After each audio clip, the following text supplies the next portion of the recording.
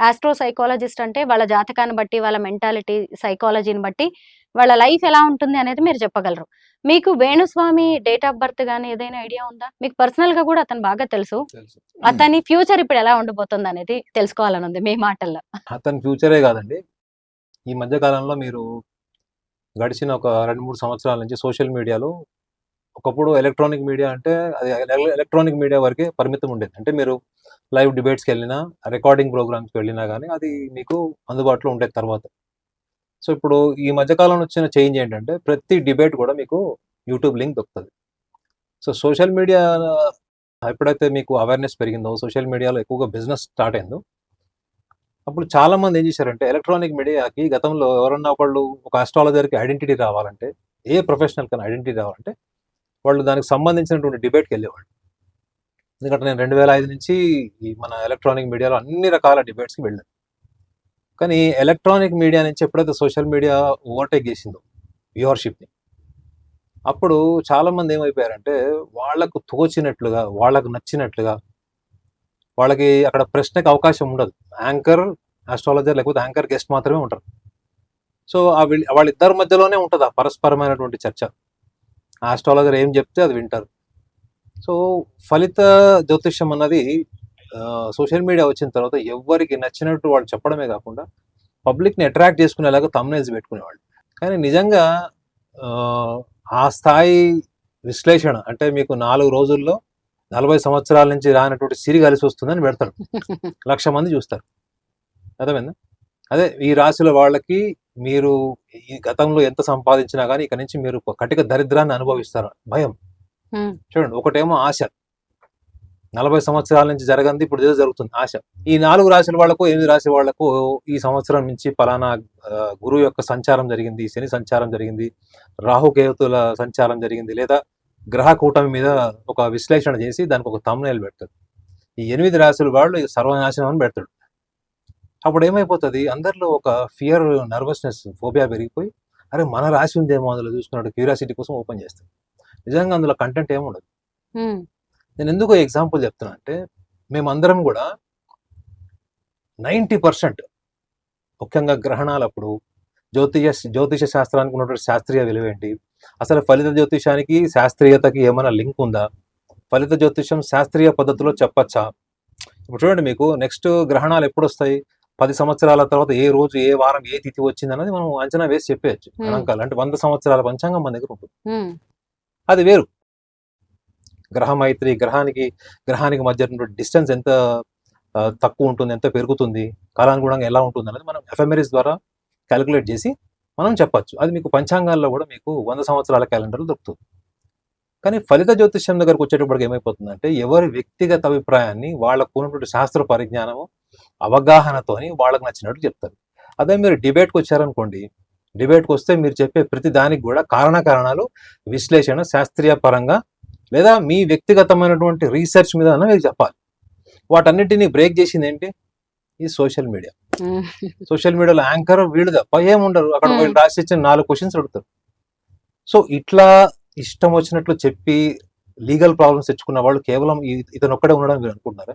గతంలో సంఖ్యాశాస్త్రవేత్తల దగ్గర నుంచి చాలా మంది, ఎందుకంటే వాళ్ళందరూ మాతో పాటు డిబేట్కి వచ్చిన వాళ్ళే. వ్యక్తిగతంగా అందరూ బాగుంటారు, వ్యక్తిగతంగా అందరూ డేట్ ఆఫ్ బర్త్ షేర్ చేసుకుంటారు, ఎప్పుడైనా గ్రూప్ లో కలిసినప్పుడు అందరూ మాట్లాడతారు, వాళ్ళ అభిప్రాయాలు చెప్తారు, వాళ్ళు ఏమైనా ప్రశ్నలు ఉంటే అడుగుతారు, అక్కడ వరకు ఫైన్. కానీ ఒక్కసారి వాళ్ళ సొంత యూట్యూబ్ ఛానల్ వెళ్ళేటప్పటికి వాళ్ళు ఏం చెప్తున్నారు అన్నదే వాళ్ళకి ఈ లీగల్ కాన్సిక్వెన్సెస్ అన్నిటిని ఫేస్ చేసేలాగా చేస్తుంది. అందులో ఈ వ్యక్తి అందరికంటే, ముఖ్యంగా సోషల్ మీడియా ద్వారా అందరికంటే అగ్రగణ్యుడిలా ఉన్నాడు.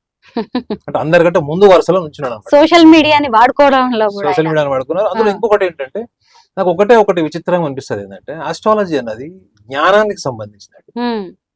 ఒక వ్యక్తి, ఒక సామాన్యుడికి రేపు ఏం జరగబోతుందన్న విశ్లేషణ చెప్పడం అంటే అది మామూలు విషయం కాదు. అది సామాన్యుడికైనా ఒక సెలబ్రిటీకైనా రేపు నీవు చేసే పని ఏంటి, కాన్సిక్వెన్సెస్ ఏంటి, నీ రాశి రీత్యా కావచ్చు, నీ వ్యక్తిగత జాతకం ద్వారా కావచ్చు, లేదా నువ్వు జన్మ నక్షత్రాన్ని బట్టి కూడా కావచ్చు, అది రేపు ఏమి జరగబోతుంది, లేకపోతే నెక్స్ట్ 1 year ఎలా ఉండబోతుంది అనేది చెప్పడం అన్నది అంత అసలు ఈజీ పని కాదు. అది చాలా విశ్లేషణ, గణాంకాలు, అందులో రాశి చక్రం, భావము, నవాంశ చక్రాలు, గ్రహ మైత్రి, అనుకూల ప్రతికూల స్థితిగతులు, ప్లస్ దశ, అంతర్దశ, విదశ, భుక్తి అంతరాలు ఇన్ని విశ్లేషణ చేసి చెప్పాలి.